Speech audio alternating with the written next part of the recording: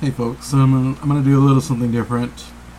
I'm gonna try to do like a series of videos explaining why I take this position or why I became this certain thing. So I might as well start it off pretty lighthearted, since my channel is mostly beer reviews.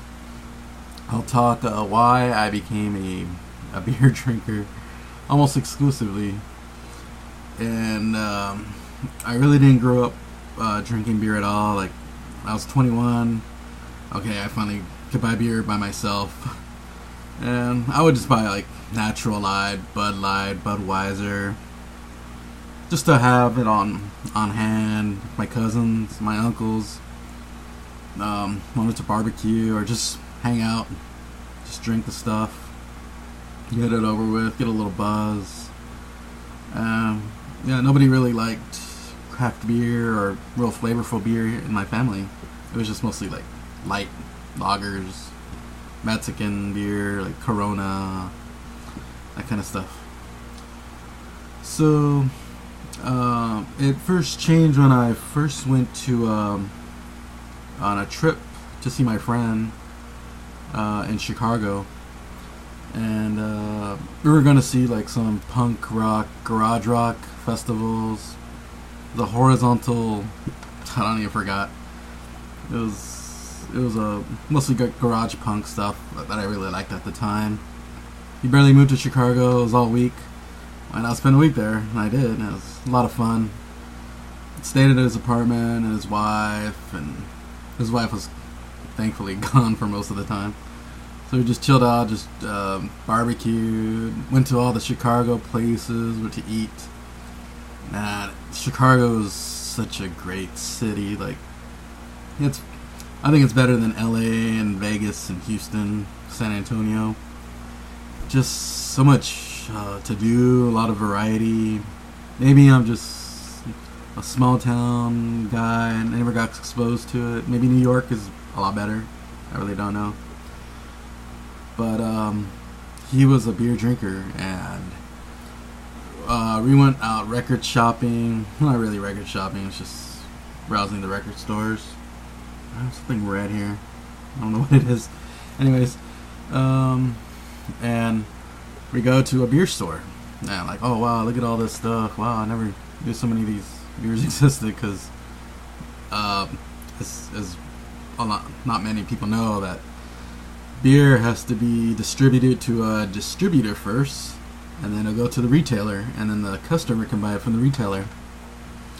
And each distributor or each beer company has contracts with different distributors in each state, county, all this messed up stuff due to prohibition. So I'll go, well, I've never seen this, because I didn't know anything at the time. Oh yeah, well, this is cool. And he told me to buy a 6-pack of a beer called Bell's Two-Hearted Ale. I said, okay, it's $10. Let's go buy it. So we go out to eat some deep dish pizza, which was excellent. I think it was Gino's, I think. I don't know, I forgot. Anyways, pop up in the cab, pour it in a glass, and wow, just the first taste of that IPA was just, I remember it still. It's like pure, juicy, sweet grapefruit. And like, oh wow, I never knew this type of flavor existed in beer. And I was hooked. Like, Bell's Two-Hearted Ale, I can't get it here in Texas because they don't distribute it here in Texas. So it's a fond memory that I still remember, like 8 years ago. I still remember it. And then I also had another beer. It was called Founders Black Rye, which they don't make anymore. And like, man, this is really intense. Like, it's like bittersweet chocolate, like tobacco notes. Like, I could barely finish it. And my friend was like, you can't even finish this beer. Well, anyways, I come back to Texas, and I go, wow, I gotta find some good beer. And eventually, well, the local area around at that time wasn't really that much into craft beer.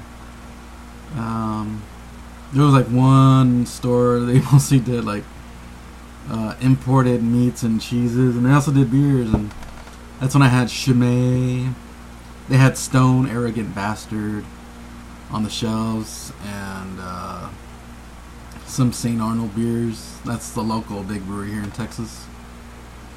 I kind of took a liking to their IPA, St. Arnold's. It's called Alyssa, and that one had a really good grapefruit taste to it too. So it kind of reminded me of that Bell's Two Hearted Ale, and that was kind of like my staple for a while. Then another brewery showed up here. It was called Real Ale, and they showed up.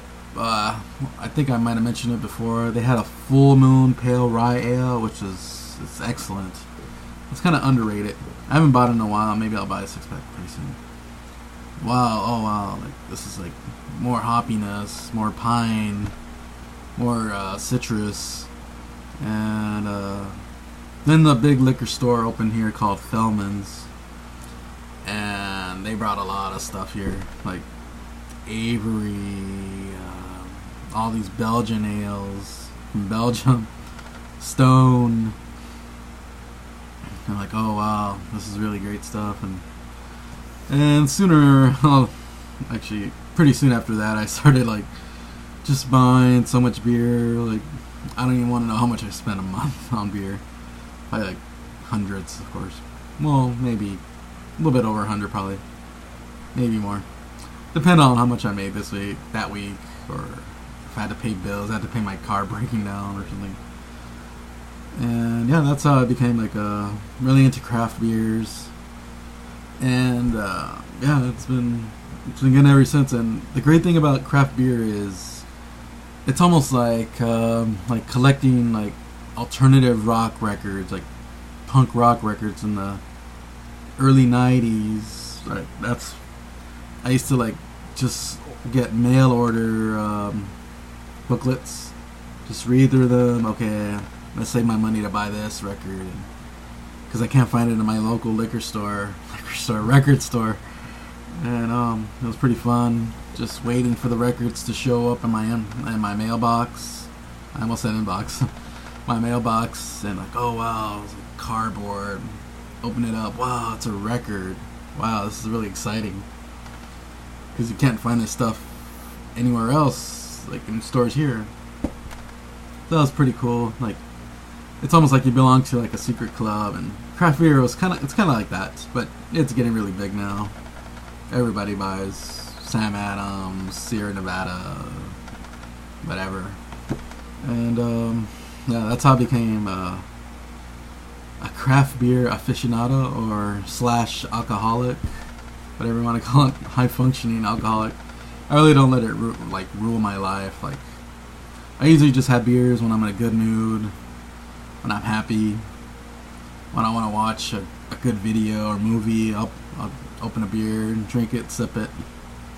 I try to get into the mind of the brewer. Like, what were they setting to accomplish with this beer? Were they setting to highlight the hops, the yeast, the malts, that kind of stuff? It's pretty fun. That's why I make beer reviews, just to pick out all the nuances from the beers and try to I really don't do it. I try to think of like the story, like, why did this brewer make this beer? Because of sales? It's a wheat beer, they could sell it to a lot of people because it's fruity, or they just want to show off their hop recipes or whatever. It's pretty fun. It's a good hobby. And yeah, that's how that's how I got started in a craft beer, flavorful beer, or whatever, really good beer. Occasionally I'll buy I really don't buy like Budweiser or Natural Light anymore. Although I do like PBR, like, despite the hipster tag on it, it's the best macro lager and one of the cheapest. Like, I can get a 32-ounce can for $1.70, which is really great value. But yeah, that's it for now. That's how I started craft beer. Yeah, that's it for now, folks, and see you later. I might do more of these tonight because I'm kind of bored and I'm not really sleepy. That's it for now. Cheers, folks.